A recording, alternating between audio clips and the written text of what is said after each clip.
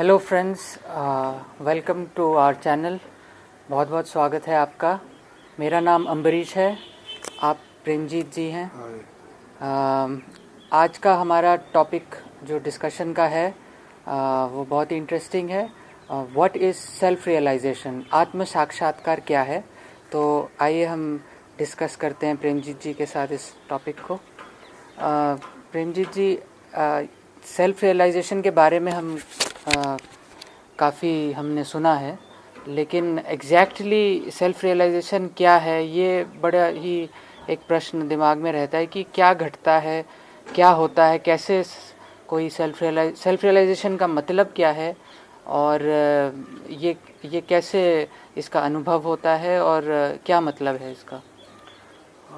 Self realisation का मतलब, जैसे कि नाम से आप समझ ही रहे होंगे कि खुद का साक्षात्कार, कि आप वास्तव में क्या हैं, क्या आप जो अपने आप को समझ रहे हैं वो हैं या उसके अलावा कुछ और हैं। ये एक मन में दुविधा रहती है आदमी को जब उसको एक प्रश्न खड़ा होता है कि मैं कौन हूँ इस दुनिया में। तो एक तो वो अपने आप को पर्सनालिटी को छोड़कर, मतलब जो पर्सनालिटी हमने हमारे जो कल्चर से मिली है, हमारा नाम, हमारा हम क्या करते पसंद हमारे, तो उसको ये भी संदेह रहता है कि क्या ये भी मैं ही हूँ या कुछ और है ऐसा करके। तो उसको ऐसा कन्फ्यूजन रहता है कि समाज मुझे इस तरह से जानता है, मुझे भी ऐसा अनुभव होता है, क्या इसके अलावा भी मैं कुछ और हूँ। तो इसकी जब खोज की गई, बहुत सारे लोगों ने की, मैंने भी की, मुझे भी बहुत सारे कन्फ्यूजन थे इसके पहले जो मैंने दुनिया से सुन रखे थे आत्म साक्षात्कार के बारे में। लेकिन जब मैं वहाँ पहुँचा तो वहाँ मुझे मेरे ही होने की गहन अनुभूति हुई। मैं अपने अंदर एक ऐसी जगह पहुँचा जिसको लोग सुसुप्ति बोलते हैं। वहाँ पे बस मैं ही था और कोई दूसरा ऑब्जेक्ट नहीं था, ना इस दुनिया का और ना स्वप्न की दुनिया का।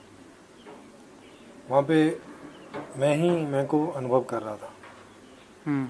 और वो अनुभूति वही थी जो अभी हम यहाँ बैठे अपने आप को एक मैं के रूप में जो अनुभव करते हैं, वही थी। बस वहाँ वो बहुत ज़्यादा गहरी थी। गहरी से मतलब बहुत ज़्यादा पैल्पेबल थी, मतलब। हाँ, बिल्कुल। क्योंकि वहाँ पे एक ही अनुभूति थी और सारा फोकस उसी पर था। तो वो बहुत गहन अनुभूति थी। जैसे कभी कभी इस दुनिया में भी ऐसा हो जाता है कि कोई आदमी किसी एक चीज़ पर बहुत फोकस कर जाता है, तो वो उसको बहुत ज़ोर से अनुभव होने लगती है। जैसे कभी बहुत ज़ोर से भूख लगी है, तो बाकी सब चीज़ें विलय हो जाती हैं और केवल भूख ही रह जाती है। तो उस समय जैसे भूख बहुत ज़्यादा अनुभव होती है, थोड़ी भूख भी अनुभव होती है, लेकिन उस समय ज़्यादा भूख अनुभव होती है। और या उस समय अपने मन को आप थोड़ा इधर उधर कर दो किसी दूसरी बात में, तो उसकी अनुभूति कम हो जाती है, और रहती तभी भी है। इसी प्रकार से अपने होने की अनुभूति अभी भी है, हमें है, आपको भी है, जो भी हो रही है वही वहाँ जाके और जोरदार हो जाती है, क्योंकि उसी पर पूरी तरह से फोकस हो जाते हैं। तो ये तो आत्म साक्षात्कार है। ये आपका वहाँ से आपका होना स्टार्ट होता है। जब ये पर्सनैलिटी आप में पैदा नहीं हुई होती, जो कि अभी आपके अंदर है, तो उस समय का जो होना है वो आप अनुभव कर लेते हो वहाँ जाकर, सुसुप्ति में जाकर। मेरा होना वहाँ से प्रारंभ होता है। आपका वहाँ से होना। हाँ, और वो अंत में यहाँ तक पहुँचता है जो एक पर्सनालिटी का रूप, एक मतलब एक पर्सन के रूप में इमर्ज होके आता है। एक व्यक्तित्व का निर्माण हो जाता है, एक चरित्र का निर्माण हो जाता है। सबका अलग अलग, थोड़ा थोड़ा फील्ड्स अलग हो जाते हैं, थिंकिंग का वे थोड़ा अलग हो जाता है, लाइकिंग डिसलाइकिंग्स अलग हो जाती हैं, बहुत सारी मैच भी करती हैं आपस में, कुछ कॉमन भी होती हैं, लेकिन कुछ डिफर भी करती हैं, और कुछ एकदम पर्सनल भी होती हैं। तो इस तरह से हम लोगों की सबकी पर्सनैलिटी डेवलप हो जाती है। समाज हमें जैसा स्पेस देता है, जिस तरह की हमें एजुकेशन देता है, जिस तरह की हमें कल्चर देता है, उस तरह से डेवलप हो जाती है। तो मूल में हम लोग सब में कोई डिफरेंस नहीं है, कोई डिफरेंस, लेकिन यहाँ पे आते आते हम यूनिक हैं अपने जो इस पर्सनालिटी के रूप में। यहाँ पे आके कुछ चीज़ें कॉमन भी हैं, लेकिन फिर भी एक यूनिकनेस भी रहती है। तो वहाँ पे यहाँ पे ऐसा रहता है जैसे कुछ यूनिकनेस है, कुछ चीज़ें मिलती जुलती हैं, कुछ चीज़ें एकदम कॉमन हैं, समझ रहे हैं, इस तरह से पर्सनैलिटीज़ हैं। तो ये हर चीज़ का मिक्सचर है। जैसे व्यक्ति भी होता है, परिवार भी होता है, समाज भी होता है। तो समाज मतलब कहीं हम कॉमन हैं तो वहाँ हम समाज पे बैठे हैं, समाज बना के, नहीं तो एक दूसरे के साथ कैसे आते। परिवार में हैं तो 5-6 लोगों में कुछ कॉमन है, तभी तो 5-6 लोग एक साथ रह रहे हैं, नहीं तो कैसे सरवाइव करेंगे। लेकिन व्यक्तिगत भी है, उनका बिल्कुल एकदम अलग अलग भी अपना होता है। तो ये इस तरह से करके पर्सनैलिटी डेवलप होती है। कुछ बहुत सारा कॉमन भी है, बहुत सारा पारिवारिक भी है और बहुत सारा पर्सनल भी है। इस तरह से हमारी सारी पर्सनैलिटियाँ डेवलप होती हैं। तो ये अनुभव आपको कैसे हुआ, मतलब क्या इसकी प्रक्रिया है? इसकी प्रक्रिया बड़ी सरल सी है। पहले तो मैंने भी बहुत सारे तरीके अपनाए, जैसे जैसे लोगों ने मुझे बताए, ध्यान के तरीके, पूजा पाठ के तरीके, मंत्र के तरीके, बहुत सारे तरीके मैंने अपनाए। लेकिन बाद में जब ये मुझे हुआ तो मुझे समझ में आया कि इसकी तो बड़ी सरल सी प्रक्रिया है। केवल अपने बाह्यकरण, जिसमें आपकी 5 ज्ञानेंद्रियां और 5 कर्मेंद्रियां आती हैं, उनको आपको इनएक्टिव करना होता है। जैसे ही वो इनएक्टिव होती है उसके बाद में अंतःकरण, जो आप जिसमें आपका मन, बुद्धि, चित्त और अहंकार है। अहंकार मतलब आपकी पर्सनैलिटी। मन, बुद्धि, चित्त आप समझते ही जी, है ना। हाँ। तो मन जैसे जो आपके विचार चलते हैं, तर्क अंदर चलता है, उसको इनएक्टिव करना। फिर बुद्धि जैसे जो वो निर्णय ले रही होती है हर चीज का, उसको इनएक्टिव कर देना।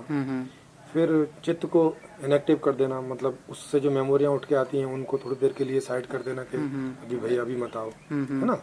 ये 3 चीज कर दिया। और ओवरऑल मिला के जो पर्सनैलिटी है, जो आप अपने आप को समझ रहे हैं कि मैं डॉक्टर हूँ, मैं अच्छा हूँ, मैं बुरा हूँ, मैं चोर हूँ, बड़ी हूँ, मैं नाई हूँ, ये इसको रेस्ट दे देना है, इस भाव को रेस्ट दे देना है। ठीक है। जब जैसे ही आप ये करेंगे तो आप जो बचेंगे वो आप प्योर कॉन्शियस होंगे, जिसके ऊपर कोई आवरण नहीं है। तो इन सब चीजों का आवरण कहा जाता है। अच्छा, है ना। और ये रोल हैं, तो इन रोल्स को थोड़ी देर के लिए हम साइड कर देंगे, तो जो बचेगा वो शुद्ध है। वो शुद्ध चेतन है ना। वो शुद्ध आप हो, वो शुद्ध मैं हूँ, वही शुद्ध सब कोई है। समझ रहे हैं। तो अब इस आत्म साक्षात्कार के साथ में आपको पता चलता है कि आपकी शुरुआत में आप क्या हैं, कहाँ से शुरुआत है। फिर वहाँ से फिर और काम करना पड़ता है। पीछे इतिहास में देखें तो थोड़ी सी एक विडम्बना रही है कि लोगों ने वहाँ जाके, जो भी कुछ थोड़े से लोग पहुँचे हैं उस एक्सपीरियंस में, उन्होंने वहाँ जाके उसको पूर्ण मान लिया है, मतलब अब हो गया खत्म, अब यहाँ से आगे कुछ नहीं। जबकि वहाँ से शुरुआत है। अभी तो आपने जाना कि आप कौन हो, अभी तो आपको ये जानना है कि यहाँ किस लिए आए हो और यहाँ क्या करना है, ये जानना बाकी था। तो इस पर मैंने काम किया, बहुत सारे लोगों से बातचीत की, तो मुझे कोई खास परिणाम नहीं मिला और थोड़े थोड़े बहुत कहीं से मुझे मदद मिली। लेकिन बहुत सारे सवालों के जवाब मैंने खुद ही खोजे। तो वो आपको वो सब किसी दूसरे वीडियो में आपको बताएंगे कि इस जीवन का क्या लक्ष्य है और यहाँ पे हम लोग क्यों आए हैं, इस दुनिया में क्या करने आए हैं, एक तरीके से रिसर्च आपकी वहाँ से शुरू हुई। जब आपने मूल में स्टार्टिंग में जाना कि ये बेस में आप ये हैं, बिल्कुल वहाँ से सही दिशा में शुरू हुई। वहाँ तक तो मैं हाथ पैर मार रहा था ऐसे ही, लेकिन वहाँ से मुझे एग्जैक्टली पता चला कि हाँ यहाँ से शुरुआत है। अब देखें कि ये जो पर्सनैलिटियों का आरोपण हमारे ऊपर होता है या हम करते हैं, इनका हमारे जीवन में क्या मतलब ये उद्देश्य है, क्या अस्तित्व है, क्यों इस सिस्टम ने ऐसा सिस्टम बनाया है कि शुद्ध चैतन्य पे ये चरित्र आरोपित होते हैं। तो इनका क्या रोल है, इनसे क्या हम प्राप्त कर सकते हैं या हमें क्या प्राप्त होगा, या ये मन बुद्धि चित्त ये सब किस लिए है, ये बिल्कुल अंतःकरण बाह्यकरण, इनका क्या रोल है हमारे। तो इस सब पर मैंने बहुत एक लंबी बड़ी खोज की, उसके ऊपर बुक्स भी लिखी है और कितने तरह के चरित्र हैं उनको भी डिवाइड किया है। फिर उनमें भी विभिन्न प्रकार के यानी कि अपना पर्सनल, व्यक्तिगत, पारिवारिक, सामाजिक, सामष्टिक, इस तरह की मैंने वो सब चीज़ें लिखी हैं और दूसरे वीडियोज में आपको ये सब बताते रहेंगे। अभी आत्म साक्षात्कार का ये वीडियो है तो उसी बारे में मैं आपको और डिटेल में बताता हूँ कि ये हम इनको कैसे इनको इनएक्टिव करें। जैसे बाह्यकरण में आपकी 5 कर्मेंद्रियां और 5 ज्ञानेंद्रियां, तो 5 कर्मेंद्रियां तो जिनसे आप कर्म करते हैं वो अगर आप शवासन में लेट जाएं और शरीर को रिलैक्स छोड़ दें, शरीर के किसी भी उंगली अंगूठा किसी भी प्रकार की कोई एक्टिविटी ना हो, इस बात का ध्यान रखें। और मच्छरदानी वगैरह बाहर का जो एटमॉस्फेयर है वो ऐसा बना के लेटें कि कोई डिस्टर्बेंस कि आपको कोई डिस्टर्बेंस ना हो, आपको गर्मी ना लगे, आपको सर्दी ना लगे, आपको कंफर्टेबल मच्छर ना लगे, आपको गद्दा ठीक होना चाहिए जितना आपको इजी होता है, या बिना गद्दे के आपको इजी होता है तो बिना गद्दे के लेटें। मतलब लगभग आप 2 घंटे बिना शरीर को कोई मूवमेंट दिए किसी भी अंग में 2 घंटे तक कैसे रह सकते हैं उसका आप इंतजाम करके और शवासन में लेट जाइए। पूरे शरीर को ढीला छोड़ दीजिए और बीच बीच में देखते रहिए कि किसी अंग में कोई टेंशन तो बाकी नहीं बची है। जब आप देखेंगे तो धीरे धीरे आपको पता चलेगा कि हाँ, हमारे रिलैक्स करने के बावजूद भी हमारे अंगों में टेंशन्स रह जाती हैं, जो आपको धीरे धीरे पता चलेंगे और उनको आप रिलैक्स करते जाएंगे। तो आपको एक ये भी पता चलेगा कि शरीर को किस हद तक रिलैक्स किया जा सकता है। कम से कम 5-6 लेवल हैं शरीर को ही रिलैक्स करने के। दूसरे लेवल पे भी आप रिलैक्स कर देंगे, फिर आपको पता थोड़ी देर बाद पता चलेगा नहीं अभी और टेंशन महसूस हो रही है जगह जगह। तो फिर उसको आप एक एक अंग को आप लेके देख सकते हैं। जैसे पैरों को देख लिया एक बार, बाएं पैर को देख लिया, दाएं पैर को देख लिया, ऐसे ही करते चले आओ उनको इनएक्टिव शांत रिलैक्स करते चले आओ ऊपर तक। ऐसे ही 4-6 बार आप चक्कर काटोगे ऊपर से नीचे, तो आपका ये 5-10 मिनट में 15 मिनट में आपका शरीर काफ़ी रिलैक्स में पहुंच जाएगा। फिर आप अपने चेहरे पे फोकस हो जाओ, क्योंकि शरीर को रिलैक्स होने के बाद में निद्रा आती है। ऐसा ऑर्डर है, नेचर में भी ऐसा क्रम है। और आपको भी जब सोना होता है तो लेट ही जाते हैं, तो लेटने से नींद आ जाती है। तो एक आपको हैबिट भी बनी हुई है उस चीज़ की। और हाँ, इस चीज़ में एक ख्याल और रखें कि आपके दैनिक कार्यक्रम थके वाले नहीं होने चाहिए, हार्ड वर्क नहीं होना चाहिए जिससे कि आप थक जाओ, कोई भी ना मानसिक और ना शारीरिक। नहीं तो क्या होगा कि आप 100% नींद में ही चले जाओगे रिलैक्स होने के साथ। हाँ, है ना जी। तो जब भी आपको ये करना हो तो 8 दिन 10 दिन का फ्री हो जाएं और सारे कामों से फ्री हो सकें तो बहुत बढ़िया है। ना अखबार पढ़ें, ना कुछ इस तरह की कोई चीज़ ना में करें जिससे कि आपका अंतःकरण या बाह्यकरण उत्तेजित हो। है ना, तो ज़्यादा अच्छा है। और नॉर्मल भोजन रखें। हाँ, भोजन भी नॉर्मल रखें, वो ज़्यादा आपके मिर्च मसाले ज़्यादा ना हो। ऐसा एक नॉर्मल जनरल, कोई हार्ड एंड फास्ट रूल नहीं है, बस एक जनरल जो सूट करे। बस आपको वो दिक्कत ना दे, क्योंकि आप ज़्यादा मिर्चें खाएंगे तो शरीर में आपको अग्नि तो महसूस होगा, वो आपको दिक्कत देगा रिलैक्स होने में थोड़ी। तो सिंपल सादा भोजन करें, फलों पे रह सकें, बहुत ज़्यादा अच्छा है। उतने दिन कभी कभी खाना खा लिया जब आपको इच्छा लगे, ठीक है।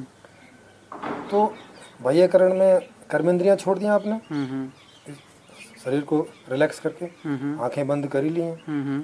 बाकी नाक में कोई गंध आएगी नहीं जब तक आप वहाँ फैलाओगे नहीं, तो नाक भी बंद है। कुछ खा नहीं रहे हो तो स्वाद भी आपका बंद हो जाएगा, ठीक है। टच अपने आप बंद हो ही जाएगा, कुछ आप टच कर ही नहीं रहे हो, हिल नहीं रहे हो। कान खाली बजते हैं, तो आप ये थोड़ा देखें वहाँ पे कि कोई इस तरह के शोर ना हो, जहाँ पे आप ये ऐसा कर थोड़ा एकांत की जगह हो जहाँ पे कोई ऐसे अचानक शोर ना होते हों, जैसे कहीं रेलवे ट्रैक है या कहीं रोड के नज़दीक है। ऐसा थोड़ा ऐसी जगह चले जाएं जहाँ शोर भी ना हो। इससे आपकी 5 कर्म जो 5 ज्ञानेंद्रियाँ हैं वो शांत हो जाएंगी थोड़ी देर में, ठीक है। उनको भी 5-10 मिनट लगेगा। बस फिर आप अपने चेहरे पे आके फोकस हो जाइए और इस बात के लिए अवेयर्ड हो जाइए, इस बात के लिए जागृत हो जाइए, क्योंकि जब नींद आएगी तो आंखें आपकी भारी होंगी, पलकें। तो पलकों का ख्याल रखिए विशेष तौर से। जैसे ही लगे पलकें भारी होने लगी हैं तो थोड़ा उस पर कंसंट्रेट हो जाइए ताकि आपकी जागृति बढ़ जाए, क्योंकि इसमें जागृत रहना ज़रूरी है। बाह्यकरण को शांत करने के साथ साथ ये ज़रूरी है कि आप सो ना जाएं, आप जगे रहें। और जगे होने के लिए कोई अवलंबन ज़रूरी है, कोई आधार ज़रूरी है। तो यहाँ पे मैं आपको आँखों का बता रहा हूँ, पलकों का। आप कोई दूसरा भी चुन सकते हैं, लेकिन मैंने इसको चुना था और नींद का ज़्यादा पता यहीं पे चलता है, तो इसलिए मैंने आपको बताया। दूसरी जगह नींद आने के बाद पता चलेगा, लेकिन यहाँ नींद आ रही होती है तभी पता चल जाता है। तो फिर पहली बार आप देखेंगे कि नींद कैसे आती है आपकी बॉडी को।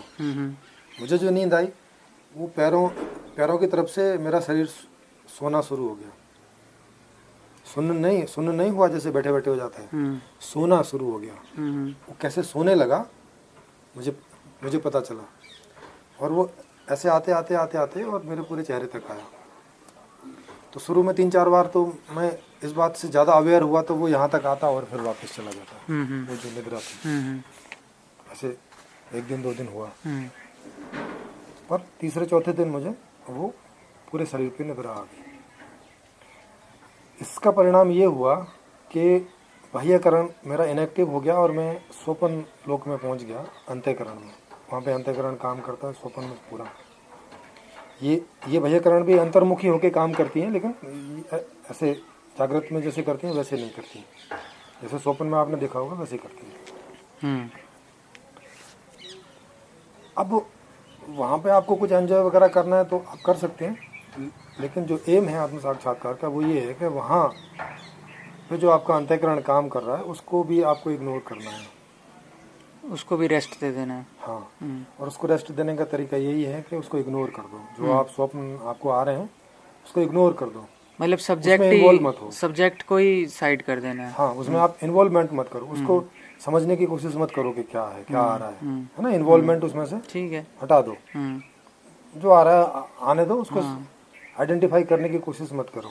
ठीक है, वो क्या होगा कि वो थोड़ी देर चलेगा और फिर एक ट्रेन सी चलेगी वहाँ चित्रों की, बड़ी तेज, क्योंकि आप समझ नहीं रहे हैं, तो वो जो अंतःकरण है वो वाइंड अप करेगा वो। हाँ, एक बार गति मारेगा और फिर झर्र से खत्म हो जाएगा। बिल्कुल। ठीक है, बस वो एक क्षण होगा जब आप, अब ये कितनी देर का होता है कह नहीं सकते, अंतःकरण कितनी देर के लिए आपका इनएक्टिव होगा, लेकिन अगर 1 सेकंड के लिए भी हो गया और आप जगे रह गए तो आपको वो इतनी जोरदार अनुभूति हो जाती है अपने होने की कि वो फिर दोबारा वो करने की जरूरत भी नहीं पड़ती इतनी जोरदार, क्योंकि वो यहाँ पर भी हो रही है। हाँ, आइडेंटिफाई कर ले। हाँ, तो आपको आइडेंटिफाई होगी, अच्छा यही वाली है।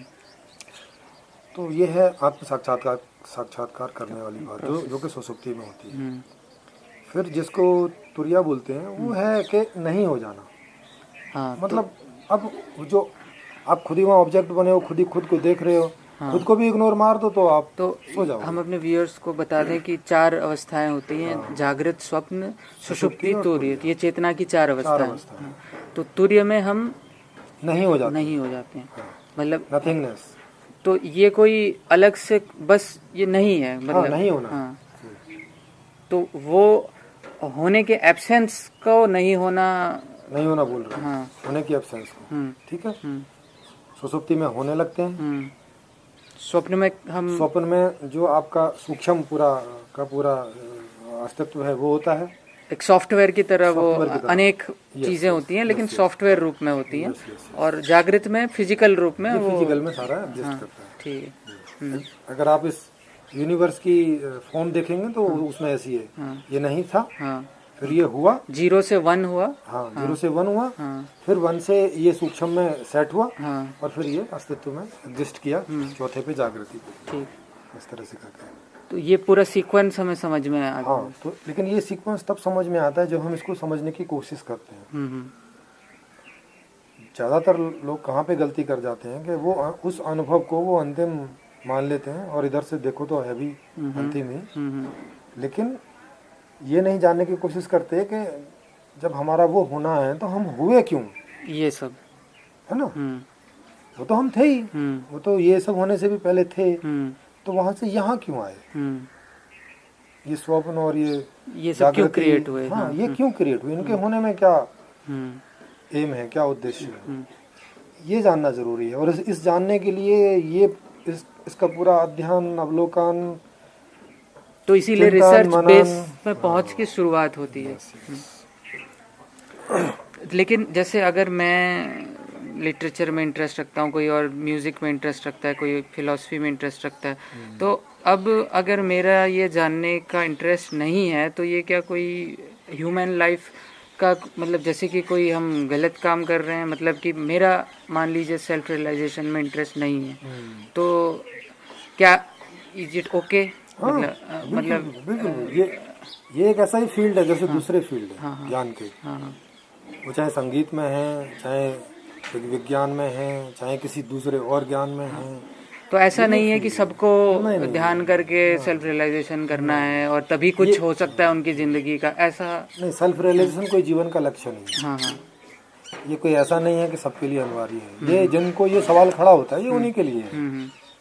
सही में जिनको सवाल खड़ा होता है खुद को जानने के लिए, उसके पीछे दूसरा कारण नहीं होना चाहिए कि मैं खुद को इसलिए जानना चाहता हूँ कि मेरे दुख दूर हो जाएं, या मैं खुद को इसलिए जानना चाहता हूँ कि मुझे सिद्धि मिल जाए या मेरा ये हो जाए। नहीं, केवल जिसको जानने में, यस मेनली, यस जिसको जानने में इंटरेस्ट है वो ऑब्वियसली उसी के लिए, हाँ, उसको जो सवाल खड़ा होगा जानने की वजह से ये उनके लिए है।